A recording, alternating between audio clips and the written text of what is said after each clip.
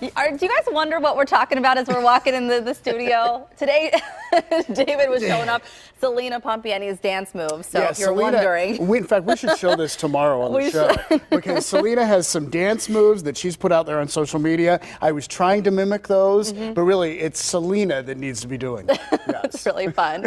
Well, I'm curious, do you remember that feeling that day that you wake up and you realize, I'm an adult? I'm paying bills, I have a car. I don't know that there was an actual day that sort of, the epiphany happened. Right. But yeah, there are things that remind you of the fact that I'm a grown-up now. No, there certainly are. And then your mom posts a picture of you from 11th grade on Facebook, and it reminds you, oh yeah, there was that too. Yeah, this is my mom just 2 days ago posted this on Facebook, and I'm like, why would she do this to me? No, and I want to personally thank your mom because I think the viewers love this, and it's Throwback Thursday, so it makes sense to show this picture right here. So this is you in 11th grade? In 11th grade, and I don't know if you can see this, but I have an eyebrow ring. I tried to pierce my own eyebrow and then decided maybe I should go to the professionals. Neither of which my mom really appreciated, let me let you know. Yeah. Well, I think the remarkable resemblance that some viewers may be seeing right now, there we go. Topanga. Topanga from Boy Meets World, right? I used to get it all the time when I was younger. Did she have an eyebrow ring? Probably not. She's smarter than me. You don't do that. I still have the scar to prove.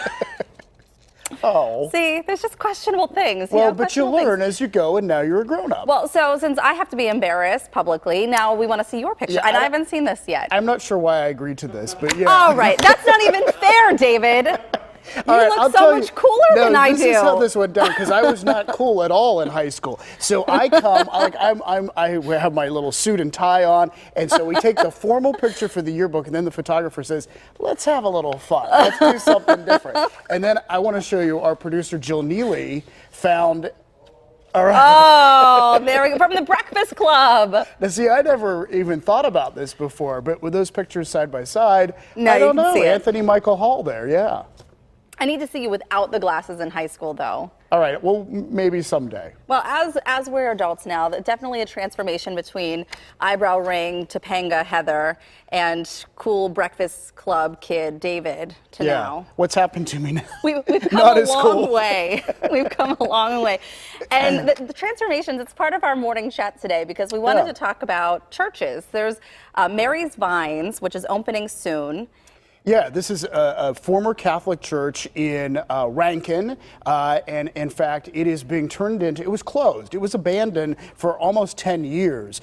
It was originally the Visitation of the Blessed Virgin Mary. It was built in 1903, so this family has purchased it and is renovating it right now. They're turning it into a restaurant and wine bar that's going to open up. They're shooting for late April, and they say, much like, even though it's a very different thing than having a church, they said they really want that same sense of community that people felt whenever they went into that church building. And there are so many beautiful churches in Western Pennsylvania, and when they close, some people, what do you do with them? Yeah, makes sense. Why should they just sit empty? So they're taking matters into their own hands. Well, and we've seen this so many times over the years with churches closing, and this question coming up, Church Brew Works. Church Brew Works, is certainly in Lawrenceville, right along Liberty Avenue there. That was turned into a brewery wonderful and a restaurant. In fact, they do the brewing right up where the altar used to be.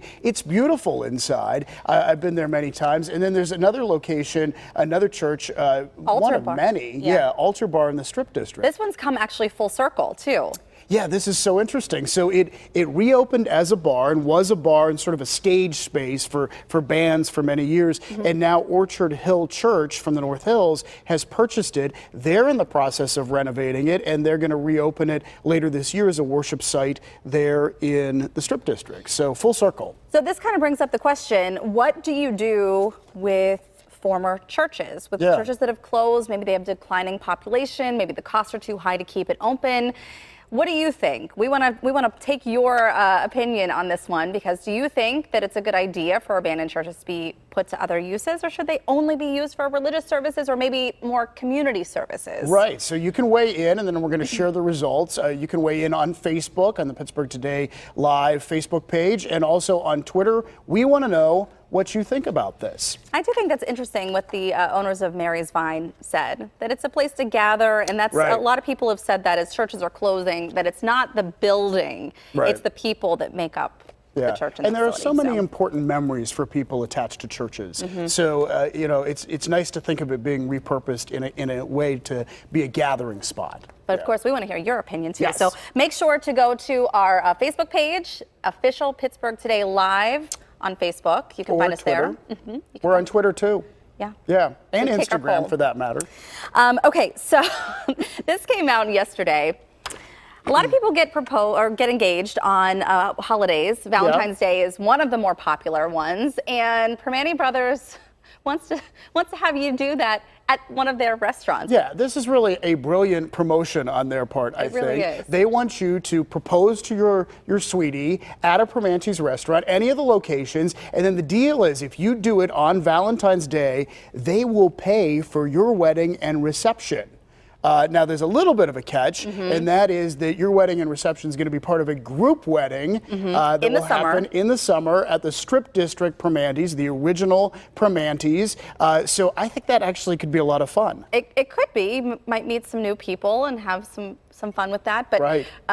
yeah, so there's a lot of questions about this, though. You know, like how do you win? How do you win? I mean, I know you have to apply, or you have to get actually propose, yeah. Yes, but anybody that proposes, what if they have 200 couples propose? They're going to be 200 Well, that's couples true. getting married. Then they're going to have to deal with how they make that happen. That would be, yeah. Well, we're going to be there with a camera. If 200 couples are getting married, we're going to be there. And Tony. Also undetermined and unanswered right now. Will Tony Haggerty be officiating the wedding? Do you know who we're talking about? If you go into the Strip District location, Tony Haggerty is there. She's greeting you. She always has a smile on her face. She's so sweet. And Heather thinks she should officiate all the weddings. Why not? So, I think it I would don't make know. it perfect. I mean, she is Pittsburgh, is she not? She is Pittsburgh. That's so Pittsburgh is what we've been saying. Right, we're pushing that. That's our new hashtag. So if you share something that you think is That's So Pittsburgh on social media, hashtag it That's So Pittsburgh, and we will share it for you on Pittsburgh Today Live. And in fact, we have a few of those this morning to show you right now. That is so Pittsburgh, David. Fries on a salad, the Pittsburgh chicken salad. That was posted, and we have a few more here.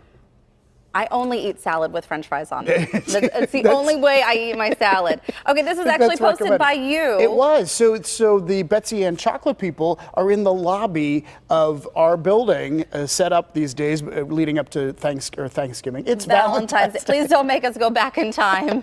I don't want to I'm gonna redo get my winter. holidays straight. I don't want to redo winter. But anyway, of course, they are a local chocolate company from Westview, so that's so Pittsburgh. What about slowing down in tunnels in the rain?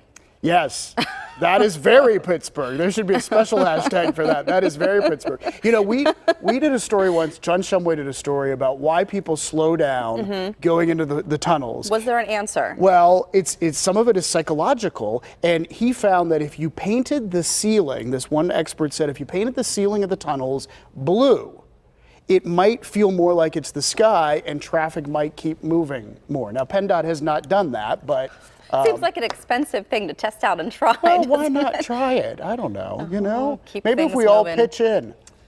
KDKA is also so Pittsburgh, don't you think? It's It it's is. legendary. It is really legendary. We're very grateful to work here, and our producer Jill Neely took this picture of the outside of KDKA TV here in Gateway Center. That's so Pittsburgh. So in addition to our poll that we have running on social media, we still want to hear from you. If you have a picture, if you see something, maybe it's somebody putting a parking chair out or anything Parking that chair. you think is so Pittsburgh, we'd love to hear from you. Yeah, we have something else coming up at this hour that is definitely That's So Pittsburgh, and this is the Steel City Lego Club. They have, in fact, I'm so glad we were able to show this. They have built out of Legos, look at this, all these Pittsburgh buildings, the castle there from Mr. Rogers' Neighborhood, the Gulf Tower. They even have incredible the what they weather can do. beacon on the top. I love this. Yeah, so we're going to be talking with them. We're going to learn how they do it.